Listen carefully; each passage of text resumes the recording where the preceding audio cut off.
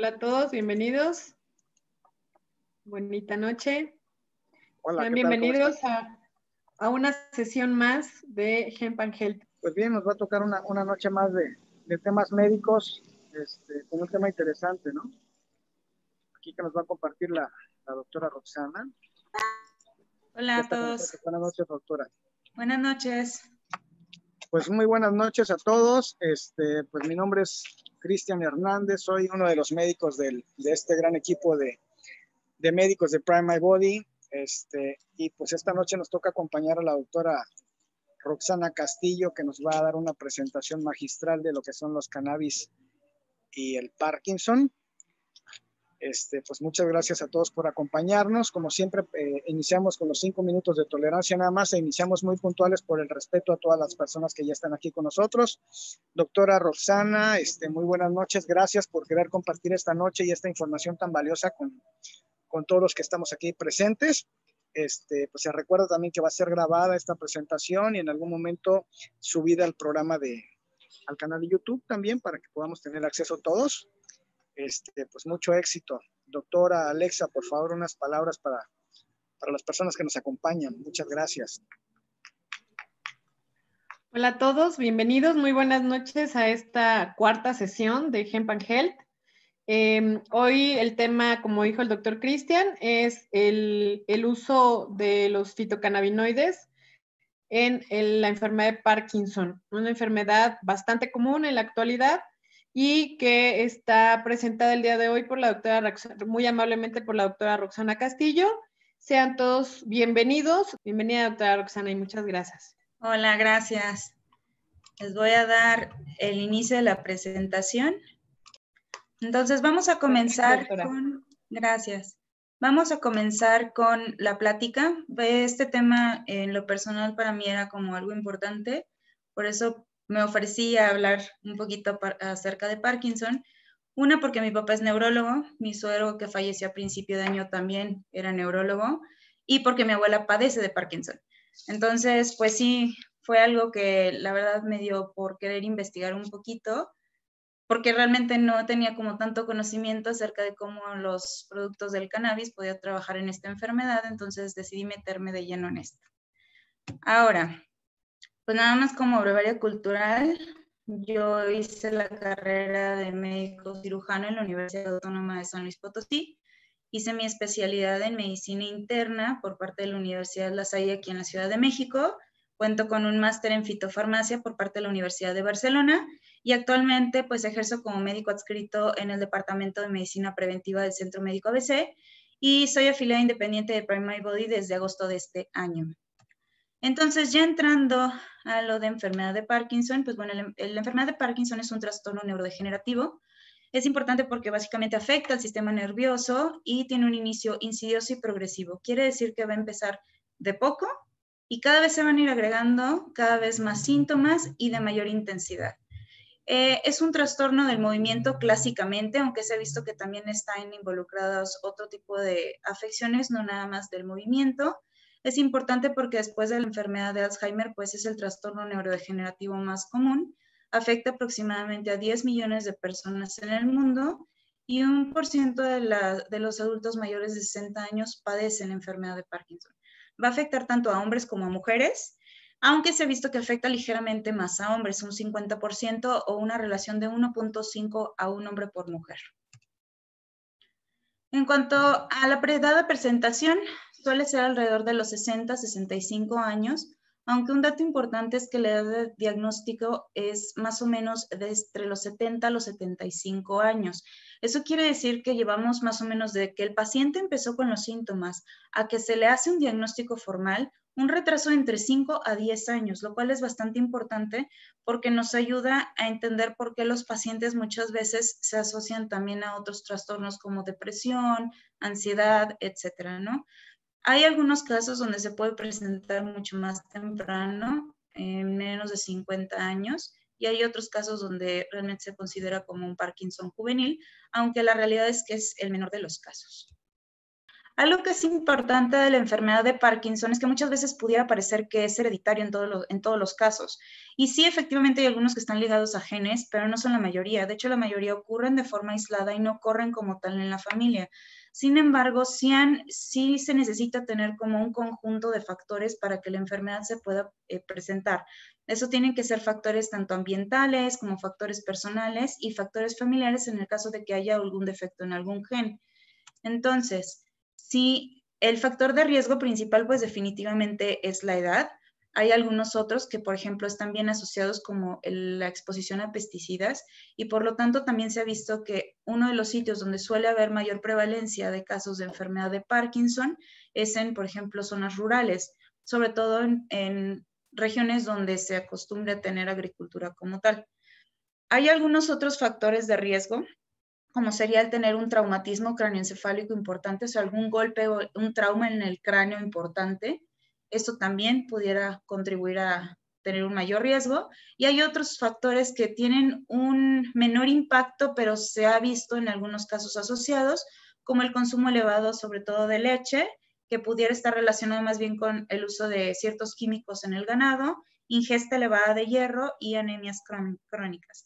También hay otros factores que de hecho están asociados a una protección contra la enfermedad de Parkinson, como son, por ejemplo, el tabaquismo, el consumo regular de café, el tomar antioxidantes, principalmente vitamina E, moderar el consumo de alcohol, el consumo de té, específicamente té verde y té blanco, el ejercicio físico vigoroso y regular y el uso, sobre todo, por ejemplo, de aspirina regular a dosis bajas. Sin embargo, pues en algunos casos, sobre todo, por ejemplo, en el de tabaquismo, pues obviamente no se va a hacer la recomendación de fumar para evitar Parkinson, ya que son mucho más altos los riesgos que podríamos tener por el consumo de tabaco. En cuanto a los factores de riesgos asociados a genética, sí hay un grupo de genes que son los que están marcados en la lista de este lado, que son los que claramente están identificados como causantes de Parkinson.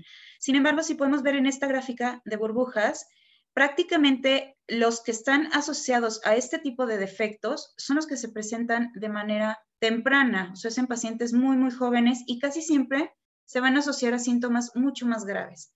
Ahora, los que tenemos de este lado en gris son genes que únicamente confieren susceptibilidad. ¿Qué quiere decir? Que comparado con la población general, si yo tengo esos genes, a lo mejor nada más voy a tener una probabilidad un poco mayor a desarrollar la enfermedad, pero no es una garantía. Necesito que se junten además todos los demás factores, el ambiental, el personal, para que yo desarrolle esa enfermedad. Y casi siempre van a ser los que se presentan de forma tardía, o sea, pacientes mayores de 65 años. Entonces, para que nosotros desarrollemos la enfermedad, quedamos que tenemos que tener el factor genético, si es que existe, el factor del entorno, sobre todo este tipo de pesticidas, el que se utiliza más en México, y todo eso nos va a llevar a tener una patogenia, o sea, desarrollar una enfermedad. Ahora, esta enfermedad y todo este conjunto de cosas se va a desarrollar a través de un ciclo vicioso de inflamación, disfunción de alguna parte de las células, de daño en células que son las encargadas de reparación, de estrés por exceso de radicales libres, de disfunción en cómo vamos eliminando, por ejemplo, todos los desechos de células que se van dañando y cómo va manejando la célula todo ese desecho de proteínas. Porque todo esto, al final de cuentas, nos va a llevar a que suceda apoptosis. La apoptosis es el daño de las células y muerte programada, precisamente. Ahora, algo que es muy característico en la enfermedad de Parkinson es esto, la patología de Lewy. Nosotros debemos de tener este tipo de proteína que se llama alfa-sinucleína, lo tenemos que tener separada. Si en algún momento, por algún motivo, esas proteínas se empiezan a aglomerar, como si fuera, si tuviéramos muchas de esas proteínas separadas fueran arroz, y si algo sucedió y se empieza a pelmazar ese arroz y a hacer conjuntos, eso va formando algo que se llama cuerpos de Lewy. Ahora, con estos cuerpos de Lewy, como tal, todavía no hay un consenso el que nos diga de por qué se formaron y precisamente qué es lo que hacen que lleve a una enfermedad. Este conjunto de proteínas también van acompañado de proteínas estructurales, de proteínas que están implicadas en la respuesta de las otras células, que están mandando señales a otras células. Ahora, esto va a ser importante precisamente porque el hecho de que hay estos conglomerados de esta proteína va a empezar a desencadenar una activación de microglía. La microglía son todas las células del sistema nervioso que van a dar soporte a las neuronas y que se van a encargar de la respuesta de formar cicatrización después de algún proceso inflamatorio, de eliminar desechos después de que muere una célula, etcétera, ¿no? Entonces, el hecho de que se activen este tipo de células va a aumentar las tasas de proliferación de otras células inflamatorias que a su vez van a liberar todavía más sustancias inflamatorias y que eso va a hacer que acudan a ese sitio leucocitos, que son células de inflamación, que van a encargarse de tratar de eliminar esos detritos celulares y esos mediadores también de inflamación van a ir causando daño directamente a las neuronas. Ahora, toda esa activación de mecanismos de inflamación, el cuerpo en su intento por querer restaurar todo y eliminar, empieza a causar daño y muerte celular. Entonces, eso también es como el trasfondo de la enfermedad de Parkinson. Ahora, uno de los protagonistas importantes en esta enfermedad viene siendo la dopamina. ¿Por qué? Porque la dopamina básicamente es la encargada, junto con acetilcolina, del movimiento. Esta puede actuar como un excitador o como un inhibidor, dependiendo de la neurona a la que esté estimulando. Y las neuronas que contienen dopamina van a estar encontradas en una zona específica del cerebro, que es la que presenta degeneración importante en los pacientes con Parkinson. De este lado les puse un dibujito de la zona de mesencéfalo, que es la zona media del cerebro donde se encuentra esta sustancia negra, y tiene precisamente este nombre por la coloración que le dan las células de dopamina, que son esta línea que es negra que está aquí abajo, que se puede apreciar gris en esta zona, y que en los pacientes con enfermedad de Parkinson está perdida.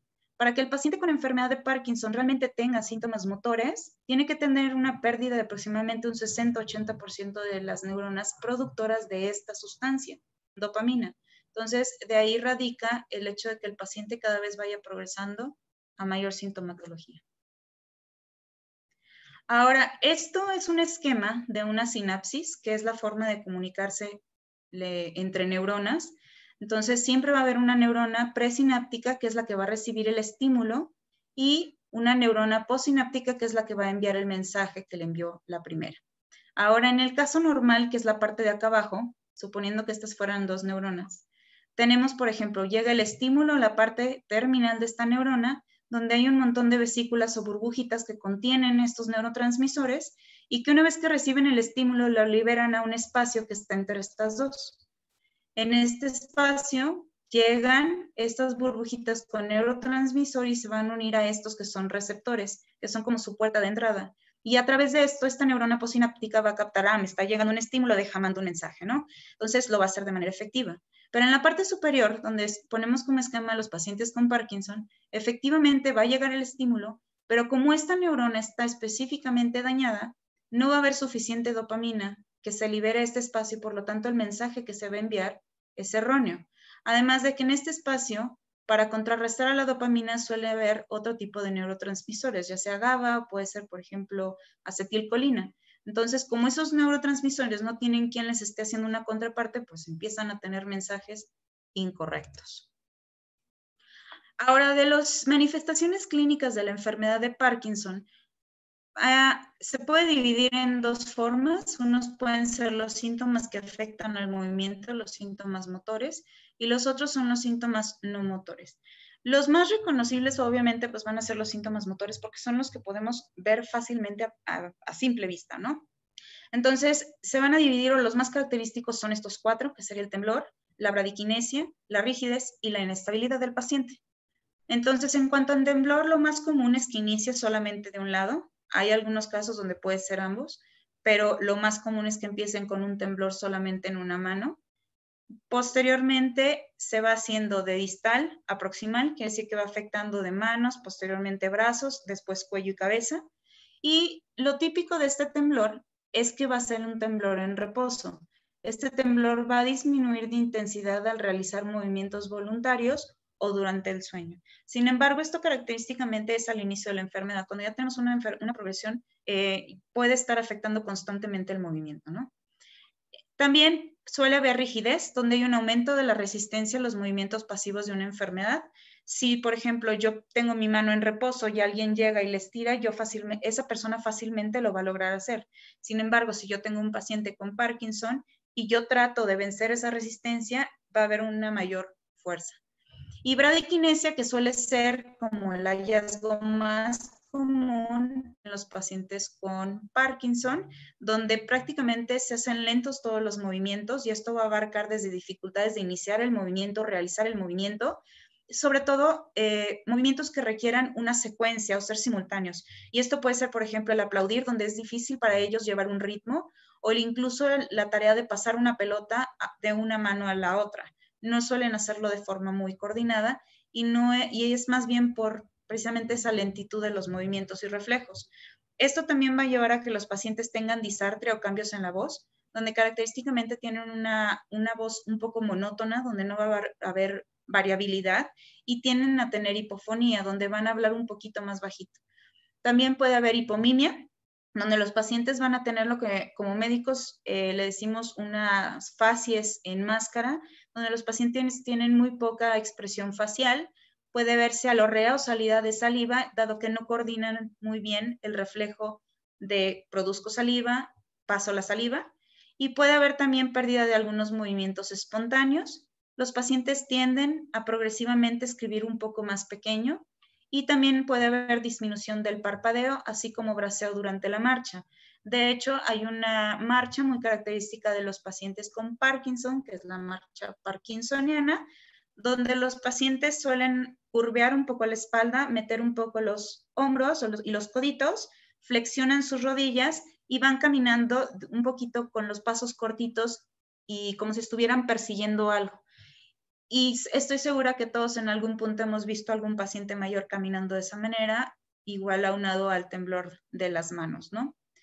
La inestabilidad, pues generalmente aparece en etapas mucho más tempranas, más tardías, de la enfermedad, y va a estar causado por la pérdida de los reflejos posturales.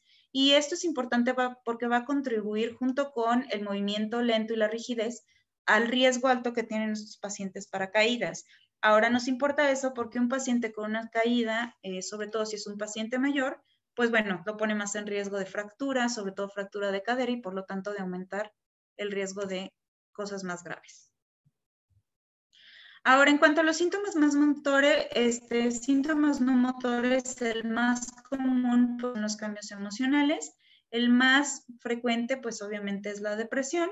También puede haber dificultades para la deglución. Inicialmente esto suele ser nada más con deglución para la saliva. Posteriormente puede ser para líquidos y para sólidos, lo cual puede llevar al paciente a requerir únicamente tolerar alimentos, por ejemplo, en papillas o con picado fino. Puede haber trastornos del sueño, donde incluso se puede invertir por completo el ciclo sueño-vigilia. Problemas para la digestión, específicamente lo más común es estreñimiento, dificultad para el habla, variación de la frecuencia cardíaca o inestabilidad de la presión arterial, que también es algo común. Problemas urinarios, que pueden ser desde retención urinaria hasta incontinencia, y trastornos cognitivos, donde lo más característico es que puedan tener cierto grado de demencia y alteración en la memoria incluida, ¿no? Ahora, en cuanto al diagnóstico, realmente no hay estudios de laboratorio que sirvan para diagnosticarlo, ni tampoco estudios de imagen. Los estudios de imagen que se llegan a hacer, por ejemplo, tomografías o resonancias, van más bien orientados a descartar alguna otra enfermedad de fondo, ¿no? Porque muchas veces pensamos o asociamos nosotros que temblor es un Parkinson, y no. Hay ciertas escalas que se pueden realizar, de hecho son múltiples escalas neurológicas, donde se puede evaluar al paciente de manera extensiva para poder tener mayor certeza de que estamos ante un paciente con una enfermedad de Parkinson y no dejar pasar alguna otra, ¿no? Entonces es muy importante que los pacientes con una sospecha, pues bueno, se les haga una historia clínica completa y que acudan específicamente con un neurológico para una valoración neurológica y que le saquen todas sus escalas. En cuanto a la progresión en cada persona, pues va a ser diferente. Habrá quien tenga más síntomas motores, habrá quien progrese muy rápido y tenga un deterioro muy importante. Habrá pacientes que no tengan deterioro, por ejemplo, cognitivo, y únicamente tengan alteraciones de otro tipo. Ahora, en cuanto al tratamiento para la enfermedad de Parkinson, como tal no hay una cura para la enfermedad. El tratamiento básicamente está enfocado en 3 cosas, que va a ser aumentar los niveles de dopamina en el cerebro, ya sea enviando, por ejemplo, levodopa, o más bien evitando que se degrade la dopamina, y pues bueno, influyendo algún otro químico del cerebro, en el caso de los anticolinérgicos, o de plano dar medicamentos que controlen los síntomas no motores en caso de que los pacientes tengan predominio de esta sintomatología. En cuanto a la carbilevodopa, la levodopa es el que va a proporcionar el mejor control de los síntomas motores. Es una forma química donde la levodopa entra a cuerpo y a través de una enzima que se llama dopa descarboxilasa se va a convertir en dopamina. Esta activación va a ser a nivel central y a nivel periférico, y el problema aquí es que cuando se hace a nivel periférico podemos llegar a tener síntomas gastrointestinales, náusea, vómito, diarreas. Entonces no es el efecto deseado, obviamente. Entonces lo que nos interesaba es que esa activación se hiciera únicamente a nivel central. Para esto fue que se le agregó precisamente la carbidopa, que es un inhibidor de la enzima y va a prevenir la degradación periférica. Entonces, de esta manera va a alcanzar a entrar al torrente sanguíneo, levodopa, ingresa a través de la barrera hematoencefálica cerebro y ahí sí puede realizar su activación sin dar mayor síntoma. Ahora, la combinación de carbidopa, levodopa, obviamente, pues es la combinación ideal y es la que más se utiliza. El detalle es que sí tarda un poco en tener efecto, alrededor de unas 2-3 semanas, y hay que empezar con dosis bajitas y las menos dosis posibles, y el efecto es de corta duración. Una vez que el paciente toma la carbilevodopa, va a tener un efecto más o menos alrededor de unas 4 o 6 horas máximo, y posterior a esto va a volver a presentar los síntomas motores. Ahora, lo importante es que muchas veces pues puede dar la impresión al paciente que los síntomas son mucho más intensos de lo que los tenía previamente. El efecto adverso más frecuente va a ser la náusea y lo que les comentaba del incremento de la dosis. Como el paciente percibe que realmente no está teniendo ningún tipo de efecto, pues suele requerir mayor dosis, mayor dosis, mayor dosis. El problema es que eso también va causando cierto agotamiento y no sería lo ideal. Lo ideal es mantener al paciente con lo mínimo necesario. Y estas son las otras opciones terapéuticas que existen, donde si se fijan prácticamente todas van dirigidas a lo mismo. A mimetizar el papel de la dopamina, a evitar que ésta se degrade a través de enzimas y al control de los movimientos. Entonces tenemos disponibles los agonistas de dopamina, donde el más común es el pramipexol, el cifrol. Tenemos inhibidores enzimáticos, como por ejemplo inhibidores de la monoaminoxidasa, o tenemos también estos que son inhibidores de la COMT o la catecol-metiltransferasa, y también tenemos estos que actúan a nivel de la acetilcolina, donde quedamos que era uno de los que se contraponían a la dopamina, que muchas veces el exceso de actividad de esto, por la falta misma de la dopamina, pues bueno, va a contribuir a tener un movimiento normal, sobre todo rigidez y control, que es el target o el objetivo que tratamos de controlar. Existe, por ejemplo, el uso de la amantadina, que es casi siempre en pacientes que no tienen algún deterioro importante, donde es un antiviral, pero se puede utilizar para reducir ciertos movimientos involuntarios. Y pues bueno, la decisión de cuál va a ser el tratamiento ideal para el paciente va a ser muy dado por la edad del paciente y también por el compromiso funcional. ¿Qué tan independiente es ese paciente? ¿Qué tanto sufre para realizar sus actividades, ya sea por el temblor, la rigidez, desplazarse y demás, ¿no? Entonces, por ejemplo, si tenemos un paciente que de plano no tiene compromiso funcional, sí tiene algo de temblor, a lo mejor tiene un poquito de bradiquinesia o dificultad para moverse, pero no lo compromete en su vida diaria, idealmente no hay que ofrecer levodopa, hay que ofrecer otro tipo de cosas, porque quiere decir que todavía tiene suficiente producción de dopamina como para aguantarlo un poquito. Sin embargo, cuando ya tenemos un compromiso funcional, hay que tomar en cuenta la edad del paciente y el estado cognitivo del paciente. Entonces, dependiendo de eso, se va a tomar la decisión de si se da o no levodopa, si se da sola, si se va a dar acompañado de algún otro fármaco antiparkinsoniano, y si es un paciente menor de 65 años, el uso de levodopa como terapia inicial, o si se inicia va a ser a dosis bajas y de preferencia otros medicamentos. Existe también otra opción, que es una opción quirúrgica en caso de que la respuesta al tratamiento haya sido mala o que ya se optaron por todas las opciones y ninguna funcionó bien. Entonces, aquí lo que se hace es introducir unos electrodos al sitio del cerebro donde se controlan los movimientos, que son ganglios basales, la sustancia negra.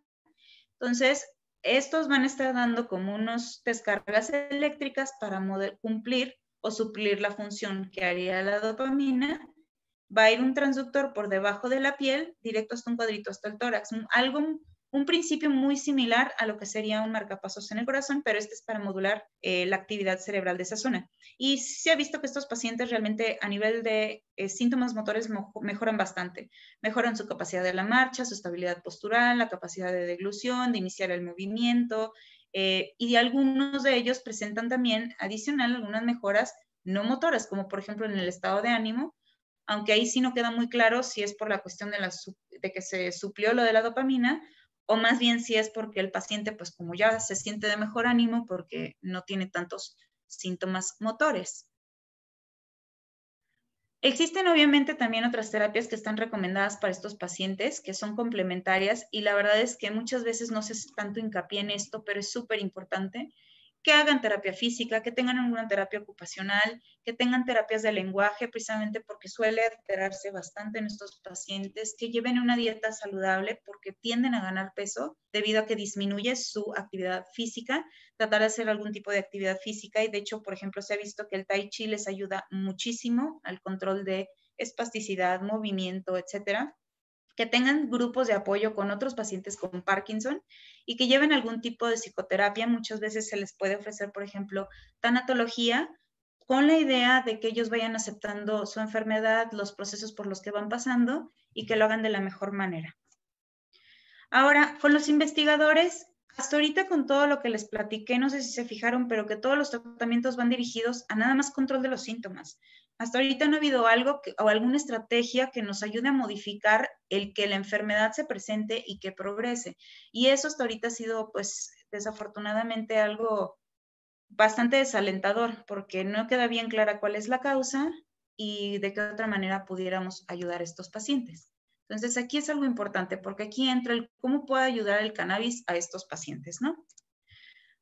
Para esto, vamos a comenzar con el sistema endocannabinoide. Todos en la escuela en algún punto supimos que existe un sistema cardiopulmonar, que existe un sistema digestivo, que existe un sistema osteomuscular, y generalmente tenemos una noción de para qué sirve cada uno. Sin embargo, nadie nunca nos habla acerca del sistema endocannabinoide, y ahora que yo también ya lo conozco, me doy cuenta que probablemente es incluso de los más importantes. ¿Por qué? El sistema endocannabinoide básicamente lo tenemos todos los mamíferos, está distribuido en todos lados y se encarga, tiene la función de la homeostasis. Eso quiere decir que mantiene al cuerpo en equilibrio y que mantiene todos los procesos dentro de un balance. Ahora, este va a trabajar a través de neurotransmisores que se llaman principalmente, que son dos principales, hay otros, que se llama la anandamida y la 2-araquidonilglicerol. Estos neurotransmisores lo que van a hacer es que cada vez que nosotros tenemos algún estímulo de alguna célula, se van a liberar y se van a unir a receptores. Son como una llave y un cerrojo. Se van a unir a receptores que son estos dos los principales, igual hay otros. Estos son CB1, que se encuentra principalmente en el sistema nervioso, y el CB2, que se encuentra principalmente en la periferia. Una vez que se unen, ya sea el estímulo que hayamos recibido, lo va a moderar para que no sea excesivo y que la respuesta no continúe. Entonces, prácticamente va a funcionar en moderar la respuesta al estrés, inflamación, dolor, memoria, el movimiento, el humor, el sueño, el balance energético, la función inmune y también influye en el apetito. Estas son las más comunes, aunque hay otras que también se van a ir discutiendo en algunas otras pláticas más adelante, como incluso la función sexual, ¿no? Ahora volvemos a nuestro esquema de la neurona que habíamos visto previamente, donde está la sinapsis. Tenemos igual la neurona presináptica, la neurona postsináptica y tenemos el estímulo. Ahora, una vez que llega el estímulo a esta neurona, se liberan todos estos neurotransmisores en vesículas, llegan a la neurona postsináptica y la neurona postsináptica a través de precursores lipídicos comienza a producir esto, que son nuestros endocannabinoides, que damos que era nuestra anandamida o nuestro 2-araquidonilglicerol. Entonces empieza a producirlos y estos endocannabinoides van a viajar a la neurona anterior, se van a unir a receptores específicos de cannabinoides que nosotros ya tenemos y lo que van a hacer es decirle, a ver, tranquila neurona presináptica, ya no me mandes tanto estímulo. Vamos a tranquilizarnos, ya capté el mensaje y ya lo mandé. Y de esta manera también lo van a hacer, por ejemplo, si nosotros llegamos a consumir productos de cannabis. Se van a unir directamente a estos receptores porque resulta que también funcionan con la misma llave que nuestros propios endocannabinoides y van a hacer exactamente la misma función. Ahora, en cuanto al Parkinson y los cannabinoides, hay bastantes estudios. El problema es más bien la consistencia de información entre estos estudios. Muchos de los estudios que se han hecho para poder obtener el beneficio o valorar el beneficio que hay para la enfermedad de Parkinson están realizados con marihuana como tal. Entonces tienen la valoración de lo que es THC. El problema con el THC es que obviamente muchos tienen el efecto psicoactivo y pues no todo el mundo quiere tener ese efecto, ¿no? Entonces se empezaron a hacer posteriormente varios estudios con CBD, cannabidiol, donde pues sí ha habido algunos resultados donde prácticamente se ha visto que promueve neuroprotección, que va contra la inflamación y que protege o disminuye un sistema endocannabinoide dañado, porque se ha visto que justo en la enfermedad de Parkinson también existe una disminución de la producción de nuestros endocannabinoides y de la expresión de los receptores CB1 a nivel de ganglios basales, que es la zona donde se produce la dopamina. Entonces, hay varios estudios donde se vio que una vez que nosotros administramos CBD, se empiezan a restablecer esos receptores a través de un estímulo positivo.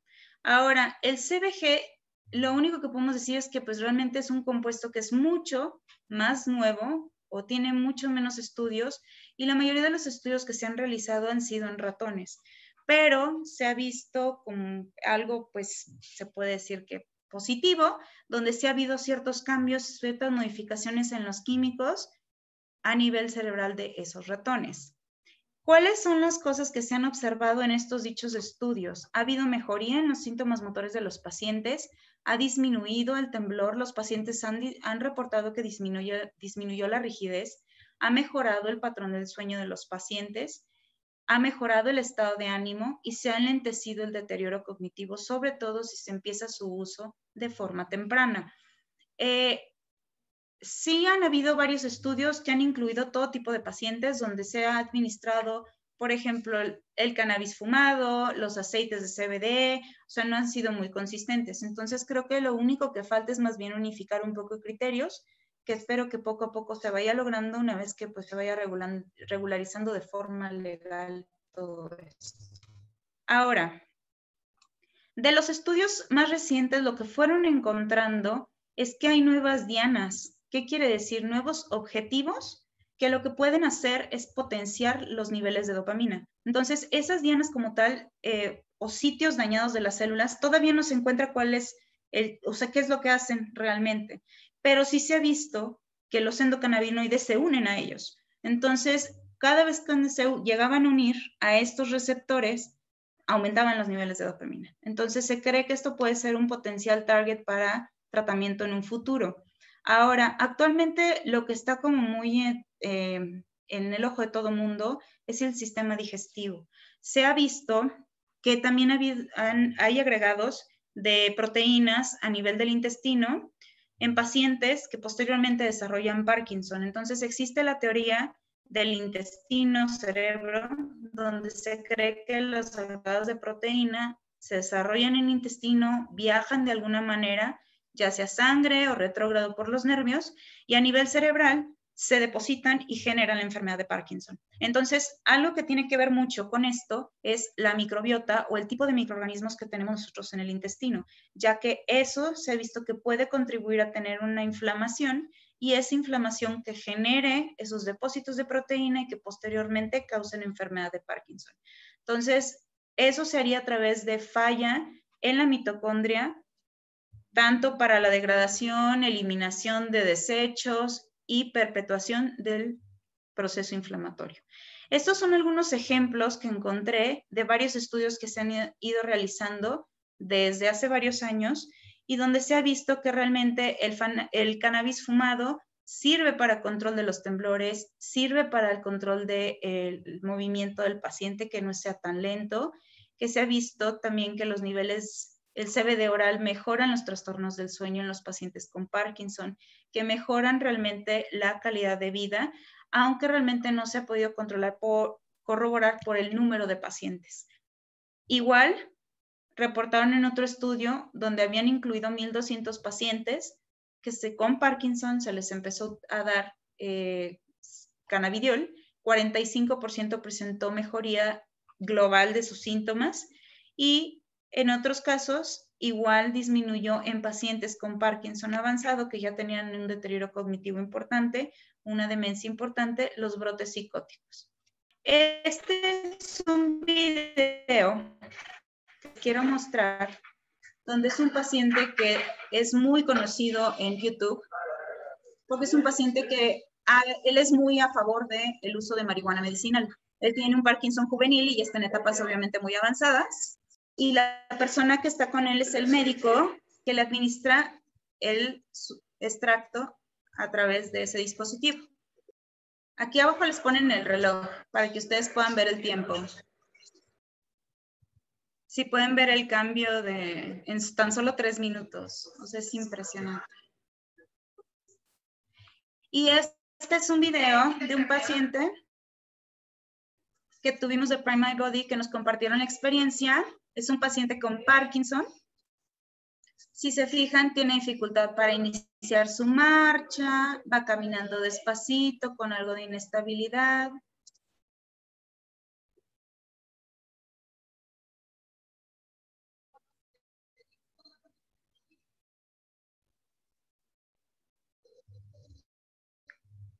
Y este sería unos días después de haber empezado con el extracto de Focus, donde se puede ver que se regulariza el movimiento de los brazos, la marcha, el paciente se siente menos inestable y se observa francamente menos rígido.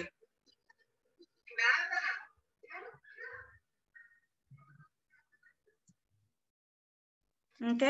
Entonces, como experiencia personal también les quería comentar, les había platicado que mi abuela padece de Parkinson y un día platicando con ella tiene un Parkinson avanzado donde tiene incluso temblor cefálico, o sea, de su carita, y su voz se escucha pues como entrecortada, no es una voz corrida, sino que va haciendo como brinquitos, es alguien que va hablando así, haz de cuenta.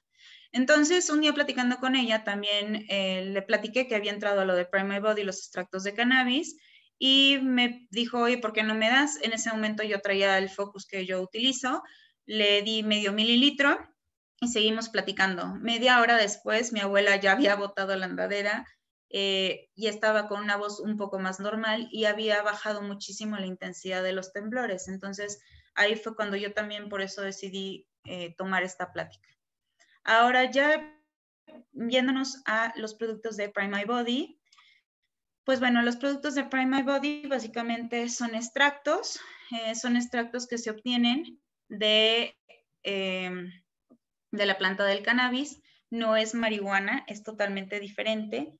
Y aquí lo que nos interesa es que son extractos orgánicos, no están involucrados pesticidas ni otros químicos importantes.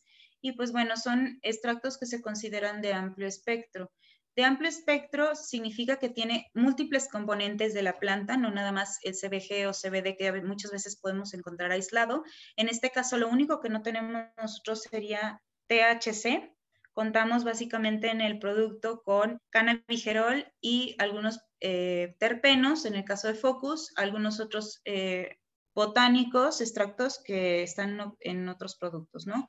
No contienen etanol, lo cual es importante porque hay algunos productos que aquí en México se pueden encontrar fácilmente como extractos de cannabis, sin embargo, sí contienen cierto grado de alcohol y peligrosamente algunos están manejando con etanol que se considera tóxico.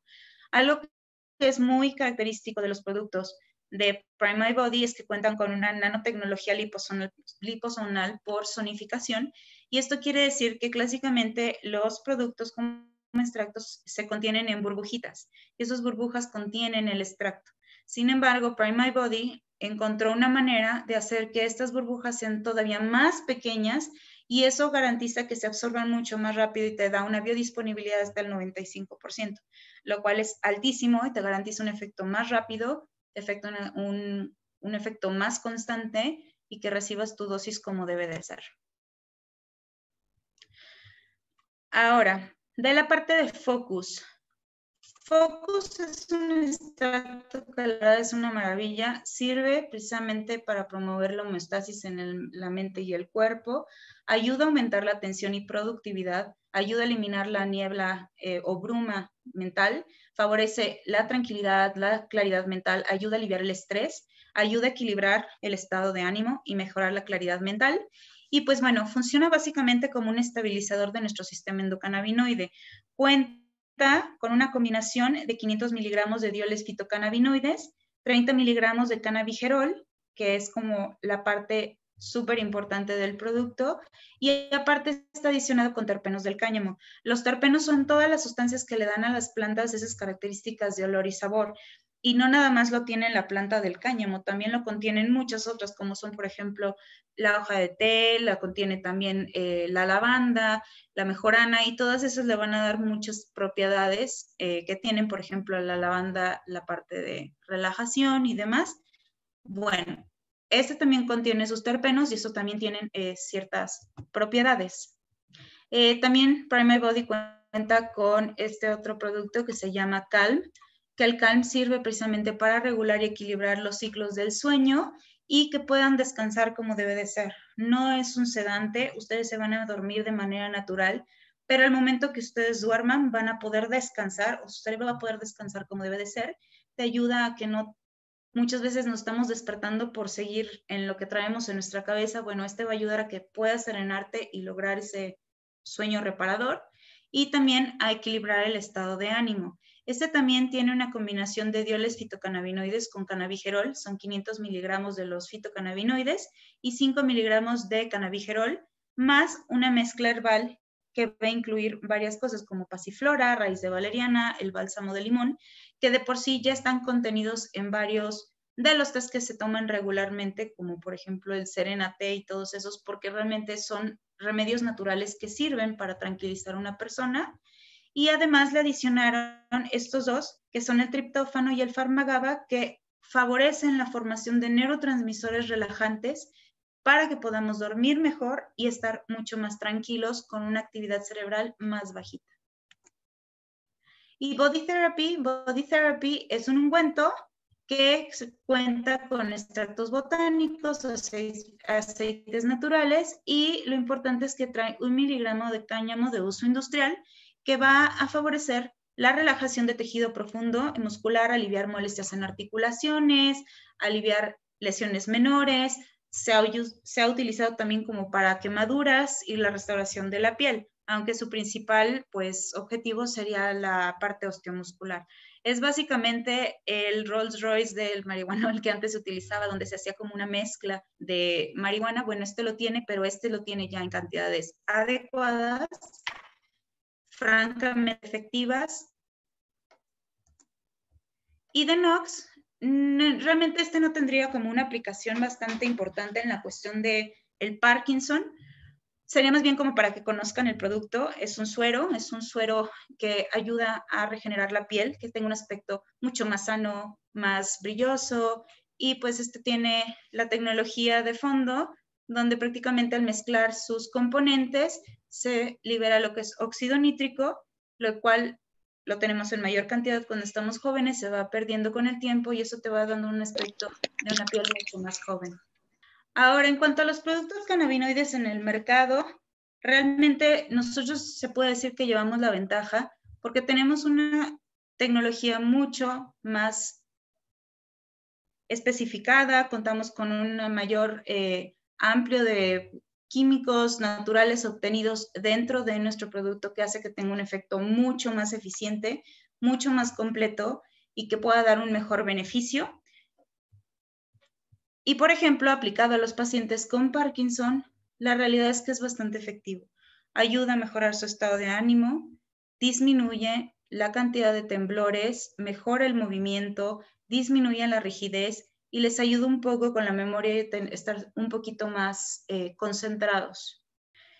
Y en conclusiones de lo de la plática, pues básicamente que los productos derivados del cáñamo o cannabis tienen el potencial de mejorar de manera importante la calidad de vida de los pacientes con enfermedad de Parkinson, sobre todo el movimiento, específicamente para temblor y rigidez, que es donde se vio que había mejor efecto, disminuir importantemente el dolor, mejorar el patrón del sueño y descanso, mejorar su estado de ánimo para evitar ansiedad y depresión, y pueden ser de utilidad terapéutica por decisión del paciente que diga desde el principio, yo lo quiero tomar como un complemento a mi tratamiento, o que de plano los tratamientos que ha tenido no le han funcionado. Aquí la recomendación es que lo empezaran a tomar desde el principio.